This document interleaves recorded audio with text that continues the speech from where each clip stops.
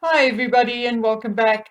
Over the last few days, there had been lots of speculation in the media and among people, some whom I really respect and trust in when it comes to truthful information, that King Charles will issue that letters patent to make Archie and Little Bucks a prince and princess. And I touched on that in my previous unscripted rant. However, in that rant, I made it clear that I do not think he'll do that. And unfortunately, after what I heard these last few hours, I'm no longer so sure of myself. The story from people much closer to the situation than me are indeed saying that Charles will bestow those titles on them, but that Harry and Meghan are furious because he is refusing them HRH styling. Well, I'm not disputing this anymore because it is a story being put out there as the truth, because it is what they want us to hear. And, my dear friends, it is called gaslighting and diversion. Yes, look over here. Don't look over there. It is called a mindfuck. And oh, don't worry, they will be prince and princess, but not HRH. It's all fine. It's all cool. Now, it is exactly the same thing our government is doing to us here in South Africa. At 6 a.m., we are getting push notices from our government electricity supplier that we are downgrading to level 2 load shedding, and then at lunchtime or just after lunch, they upgrade us to stage 4 again, which effectively means that we still have 3 to 4 power outages in a 24-hour cycle and had been on stage 4 all along. But you see, in the minds of the people, it is a matter of, oh, they are working so hard, really trying. Look, they downgraded us. Bullshit. I'm telling you all now, Meghan Markle does not care about that HRH. HRH is just a styling to indicate rank during formal events. That is basically the only times, along with formal correspondence, that styling is used.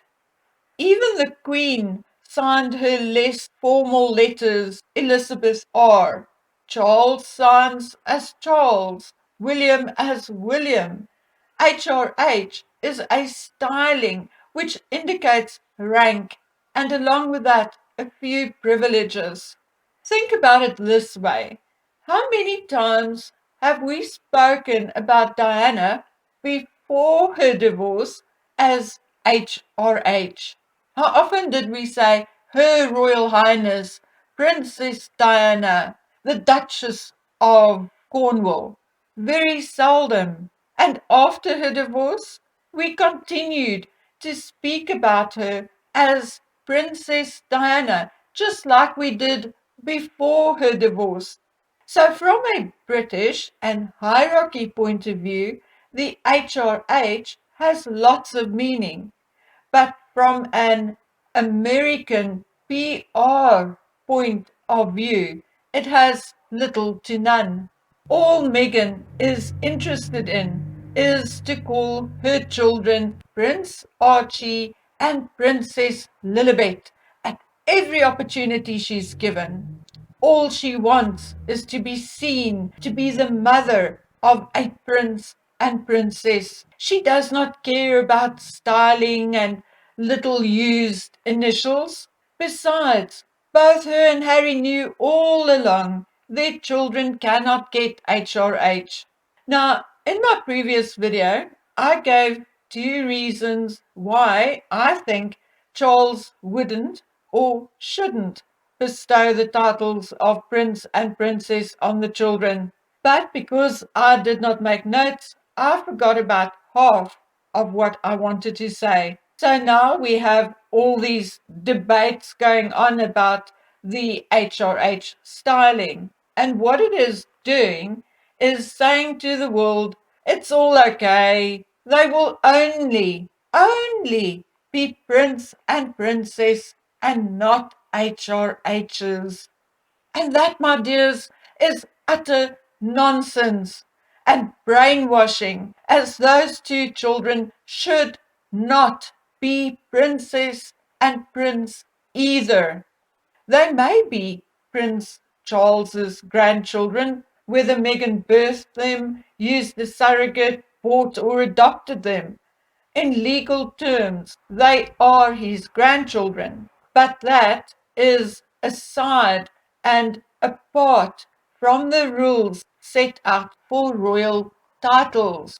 So in my previous video, I pointed out the citizenship issue, the tax issue, and so forth. But what I did not mention is the very thing Harry and Meghan are most fighting for. And write this down, my friends. You can write it down with the day, the date, and my name. If those children do get the titles of prince and princess, the Harkles will get their IPP status back. They will, because the excuse will be that with two bloodline princes and one princess, three members of the royal family with royal titles in the line of succession have to have royal protection. Now, this will be spun to Britain and the rest of the world, and therefore you, the British people, will pay for their security in Britain, and you, the American people, will pay for their security when in the United States. And so, to a lesser extent, will the rest of us pay for their security each time one or all of them sets foot in our countries. Fact, fact, fact. Forget about speculation. If those two children get royal titles, that is exactly how it is going to be. So yes, our silence, our acceptance of those titles will cost you and me. So forget about HRH. That is a styling only and mostly of value in Britain. Like Dan Wootton said, Archie's not going to walk into some event or school or playroom somewhere and say, oh, hello, I'm a prince, but not a royal highness. No, no, no, no, no. In our world, the HRH may mean something. In Meghan's world, it is not about styling, but about those titles. And she will merge those titles to the very last cent or to her dying breath, whichever comes first. So, my dears, allow yourself to be gaslighted if you will, because you will pay for your silence in the end. I also see that some response had finally come from the palace stating that the matter of the children's titles will be made clear after the mourning period. So we'll soon know which direction the wind will blow. But personally, and hopefully I am completely and utterly wrong, I think an era had ended with the Queen. I think we are entering a phase where the monarchy will be a constitutional one in name only, but will operate more according to the feudal system of old. I also think that it will impact the rest of the world, where the elite will follow suit and the gap between the rich and poor will widen. Oh God, I do pray that I am wrong. I sincerely, sincerely do. But we'll see soon enough.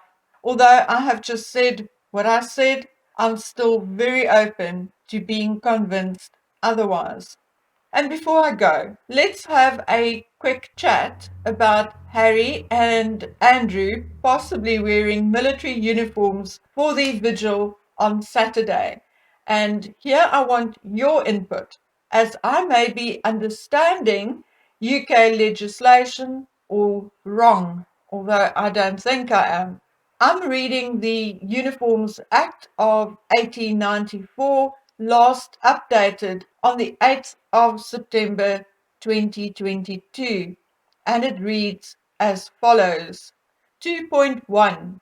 It shall not be lawful for any person not serving in His Majesty's military forces to wear, without His Majesty's permission, the uniform of any of those forces, or any dress having the appearance or bearing any of the regimental or other distinctive marks of any such uniform, provided that the enactment shall not prevent any persons from wearing any uniform or dress in the course of a stage play performed in a place duly licensed or authorized for public performance of stage plays, or in the course of a music hall or circus performance, or in the course of a bona fide military representation.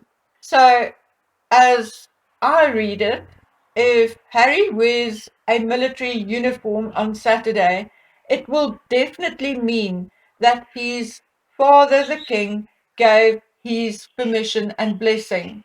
And then my question is, so by doing that, is Charles considering his mother lying in state a stage performance or a circus?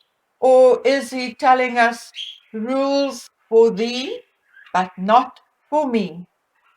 Now I'm asking you to decide and you to tell me, because in any other scenario, it would be illegal for Harry to wear a uniform. Okay, guys, so I'm going to leave this here. I'm trying to keep my temper in check and not to jump to too many conclusions, at least until Her Majesty is finally laid to rest. But I can't help but to recognize the unease lurking below my sadness. Now, I truly hope that you will all have a blessed day. Please be careful and take care of yourselves. Until we meet again on the next one. Bye.